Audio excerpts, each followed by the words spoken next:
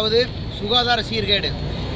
பொதுமக்களுக்கு, விவசாயிகளுக்கு, பகுதியில் வாழ்கிற அத்தனை பேர்த்துக்குமே சுகாதார சீர்கேடு விளைக்கக்கூடிய இந்த மொட்டுக்கோழி பண்ணையை வந்து நம்ம தடுத்து நிறுத்தணும். ஏன்னு கேட்டிங்கன்னா, அதிகப்படியான அந்த துர்நாற்றம் வந்து பொதுமக்கள் அங்கே வசிக்கிறதுக்கு உண்டான அந்த சூழ்நிலையை உருவாக்குறது இல்லை.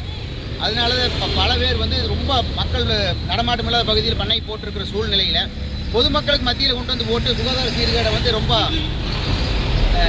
பண்ணக்கூடிய இந்த பண்ணையை வந்து நம்ம கட்சி சார்பற்ற தமிழக விவசாய சங்கம் மற்றும் ஏர்முனை இளைஞரணி கடுமையை எதிர்க்கிறோம். அதாவது பல முறை நம்ம வந்து மாவட்ட நிர்வாகத்துக்கு நம்ம மனு கொடுத்து இதை செவி சாய்க்கல. இந்த நிலை நீடிக்கும் என்றால் கடுமையான போராட்டத்தை நாங்கள் முன்னெடுப்போம் என்பதை சொல்லி அடுத்தபடியாக பார்த்தீங்கன்னா சாலை மறியல் இதெல்லாம் தாண்டி நம்ம என்ன பண்ணணும்னு கேட்டிங்கன்னா நம்மளுடைய உடைமைகளை எடுத்துக்கொண்டு வந்து தாசில்தார் ஆஃபீஸில் வச்சு இங்கே குடியிருக்கிற போராட்டத்தை நடத்தணும். ஏன்னா அங்கே குடியிருக்க முடியாது. ஏன்னா அந்த துர்நாற்றம் வீசறதுக்கு ஆரம்பிச்சுன்னா அங்கே ஈ வரக்கு சாப்பிட முடியாது, தண்ணி வந்து சுகாதாரம் இருக்காது, பல பிரச்சனைகள் இருக்குது. அதனால் ஒரு எச்சரிக்கையாக மாவட்ட நிர்வாகத்தை நாங்கள் என்ன சொல்கிறோம்னா, கண்டிப்பாக அடுத்த கட்டமாக நாங்கள் ஆடு மாடு எங்கள் சட்டி ஜாமானத்தோடு கொண்டு வந்து உள்ளே தான் குடியிருந்து சாப்பிட்டு இங்கே தான் இருப்போம். இந்த பிரச்சனைக்கு தீர்வு ஏற்படுத்தணும். அதே மாதிரி கோழிப்பண்ணை முதலாளிகளுக்கு இன்னொன்று சொல்கிறது என்னென்னு கேட்டிங்கன்னா, ஒரு சின்ன பில்டிங் போடுறாங்க அப்படின்னா மாவட்ட நிர்வாகம் வந்து அதுக்கான பேச்சுவார்த்தை தடுத்து நிறுத்தணும்.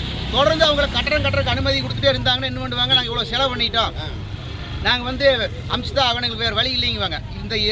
இது மாதிரியான பதில்களுக்கு கேள்விகளுக்கு எங்களுக்கு இடமே கிடையாது. முதல்லேருந்து இன்றைக்கு வரைக்கும் நாங்கள் சொல்கிறது எதிர்க்கிறோம், எதிர்த்து கொண்டு தான் இருப்போம். அதற்காக எந்த போராட்டத்தையும் எடுக்க தயாராக இருக்கிறோம்.